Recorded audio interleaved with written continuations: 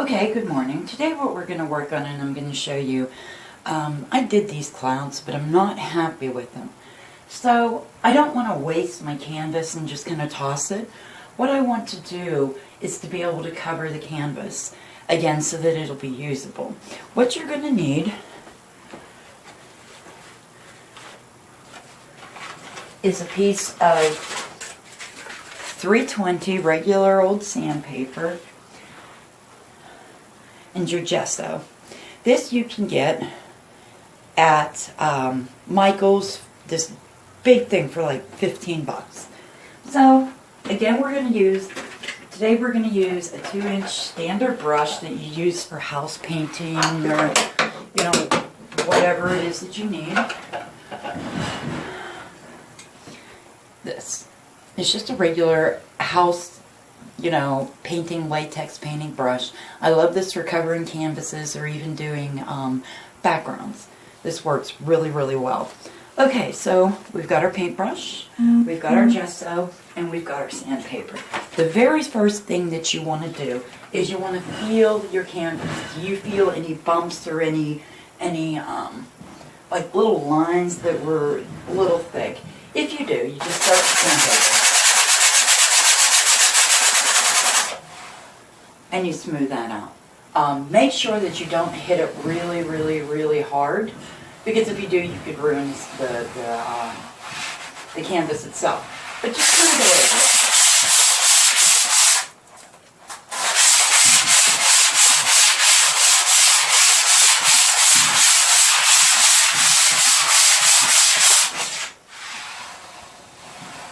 Okay, I still feel covered. Just lightly shave that down.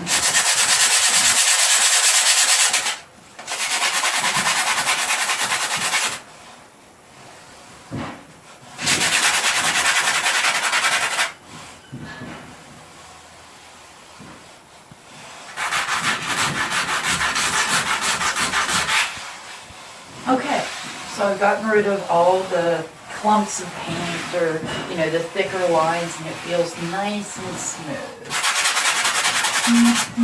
Just to keep working. Okay? So now you're going to take your 2-inch brush and you're going to start with your gesso. And simply paint it.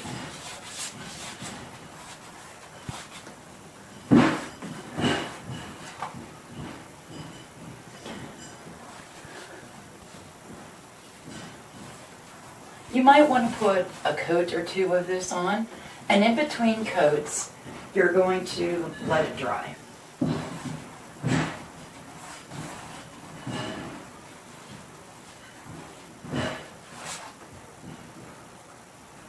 This is much thicker than most of the paint that you have, so it's a little tougher to work in than your other paint types. But that's okay, just keep working it down. Remember, to flip your edges, you want to get those edges, so go all the way over to the end and flip it, coming all the way over to the other end and flipping it, and working it down. Fill up your paintbrush again, and do another line. Rinse and repeat, as I like to say. Okay, my paintbrush is starting to dry, which tells me I need more water on my brush.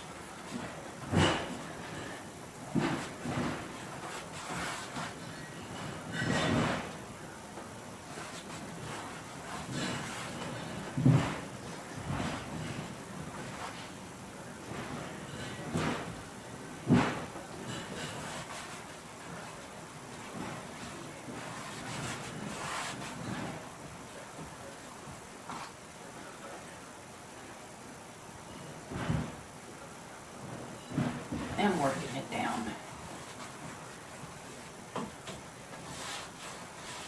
These really cheap canvases.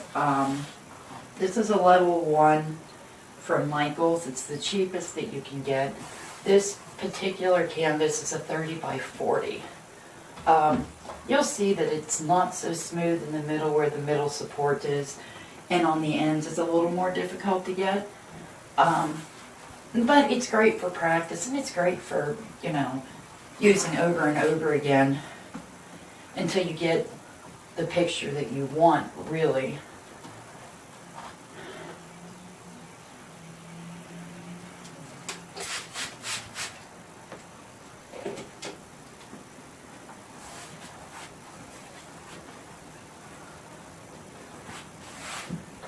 like I said, these edges are kind of tough to catch in there.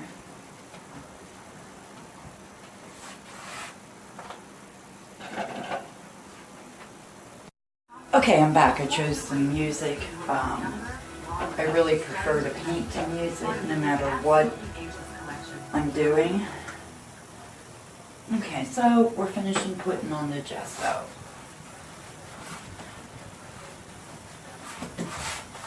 I'm not going to worry so much about total coverage right now. We're going to put on one more layer.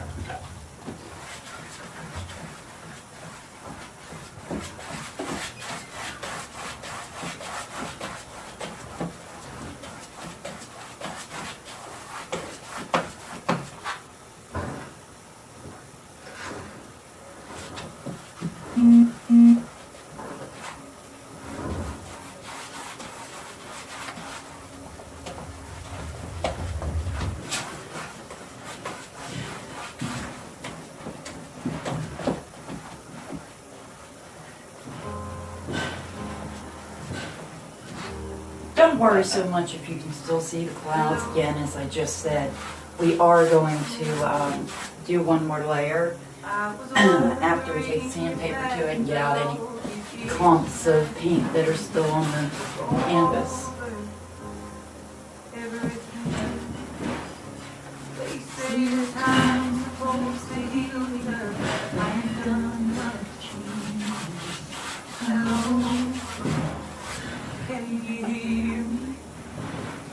I'm in California dreaming about who we used to be when we were young and free. I forgot how it felt before the world fell. This gesso is a bonding agent that you want to use and prep all your canvases with, whether it is a fresh canvas or one that you're going to cover. The reason for that is it's a bonding agent. I hope you can still hear me over my music. It's a bonding agent that helps you adhere your paint to your surface. Acrylics being water-based, it's easy for them to flake, and you don't want that to happen. You want your canvas to last long term. So gesso is extremely important. Any professional artist will tell you that, although that's not what I am. Okay, so we got it down to the bottom. We're going to hit pause here, and then when it dries, I'll come back and we'll go farther. Okay, so I'm back. This is dried pretty well for me. As you can see, we can still see down here, we can see some of the, hold on, my laundry stopped. I'm going to have to restart this, so just bear with me. Okay, I'm back. I'm sorry about the interruption, but a woman's got to do what a woman's got to do. Okay, so we've got our first layer of gesso on here. So we're going to put another layer, but first I want you to run your hand across your canvas. Does it feel smooth? Were there any, clots or big lumps of paint? Or I found none on mine. If you do, you take your sandpaper again, your 320 grit, and just go over it.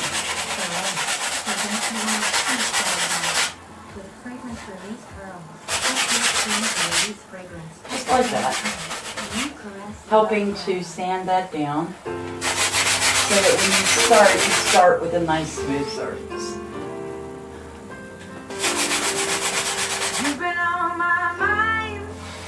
Okay, so mine feels nice and smooth. If yours does, let's get back to putting on our second layer. Hold your spray bottle back. This helps, I find.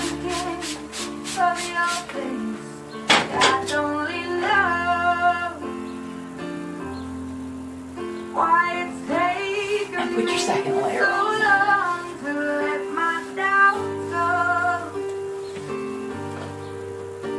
You're the only one that I want. I don't know why I'm scared. I've been here before. Every feeling, every word I've imagined it. When your paintbrush starts to drag, you need some more water and some more paint. So dip your brush into your clean water, pat it off on a rag. I have this rag that I use all the time. It's nice and painted.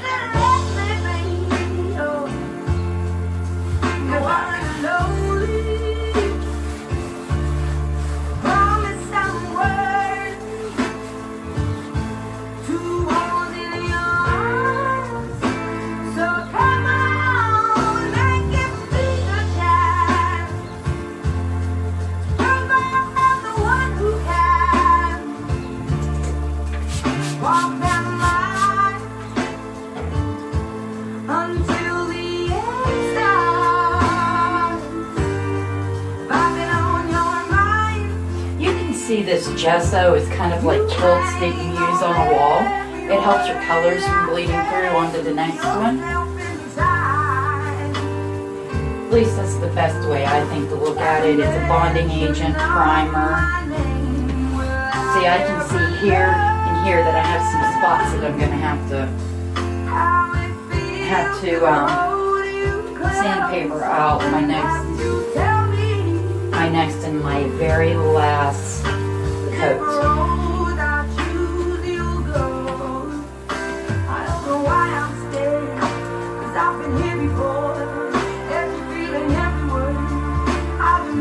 If you're a real fixed style artist, this may not work for you.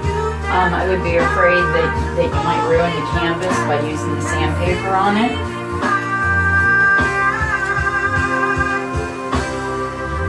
But if you're like me, I like it smooth as a baby's butt. So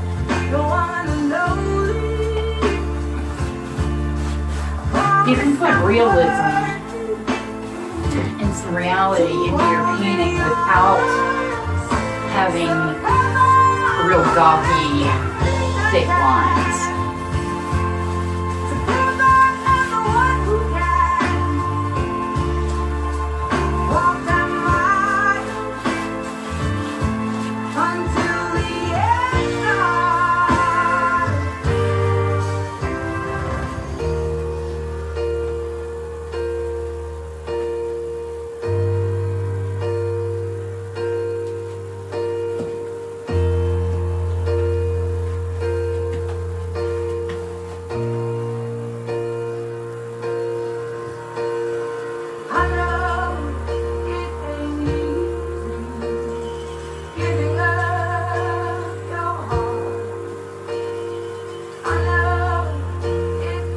Okay, so there's your second layer. We will do one more. We're going to let this dry, and I'll be back when this dries. Okay, so I'm back. Our second layer has dried, and we want to go over one more time and make sure there's no flaws, no, big chunks of paint, and mine feels pretty smooth. How about yours? If you have any, again, take your 320 grit sandpaper. That's the smallest grit you can get. And just work out any little things that don't belong there.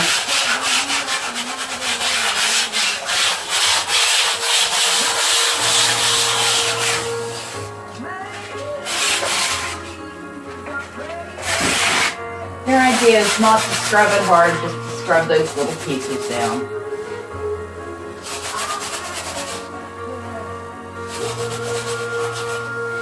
Alright, so that's done. We're going to move on to our second layer.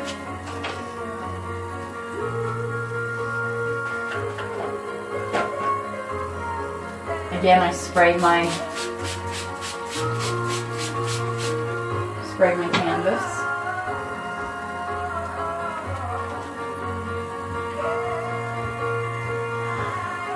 and move on to my third and last layer. You're still going to see some of the background. It's not going to matter. Your point was to at least keep it from fading into whatever you're doing next. Just bringing it down, making sure you're not leaving any clumps of paint, like I see one right here. Just kind of tip that off with the tip of your brush. And if your paintbrush starts to drag, you know you need water or paint.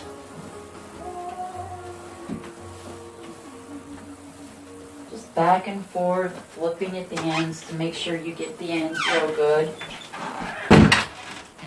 More water.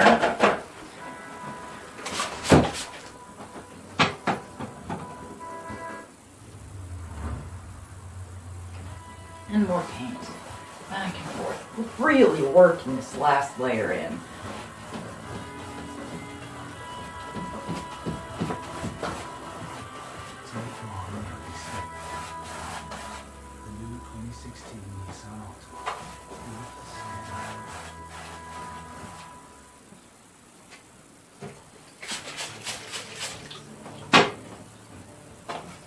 The general rule of thumb with acrylics is 1/3 water. I don't know if you're aware of that or not. I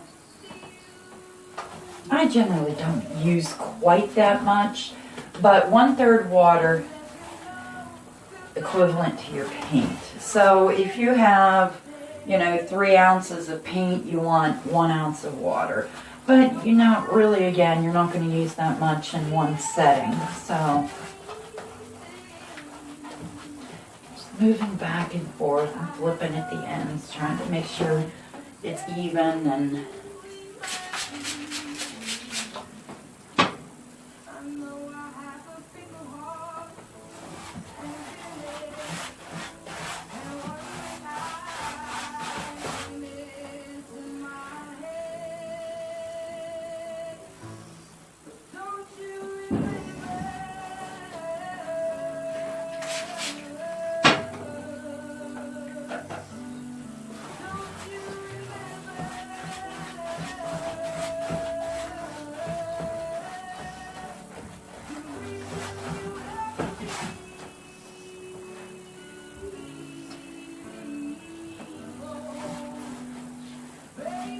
my poor wall has paint all over it. What happened was I did a little painting on it because my son was using my easel.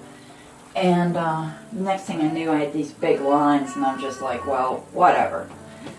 I figure I painted this room, so and I have the same paint, I can go over it and redo it, and I stenciled it, and all of which can be redone. My biggest problem was I got paint on my carpet. If you have an Ollie's near you, I buy carpet dirt cheap. I mean, I think the carpet for this room cost me $85. It's a nice rug. I really hate that I ruined it, but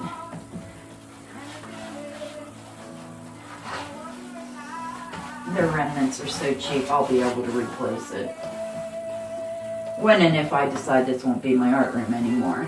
I think I actually, if I replace it, I might put some linoleum or something real cheap down that I can scrub the paint off of. That makes so much more sense than carpet in this room. But as I said before, this was originally a spare bedroom for company. And when my daughter came home from the Navy and so on and so forth, this is no longer a spare bedroom. It's now an art room. So I guess my daughter will have to sleep on the couch.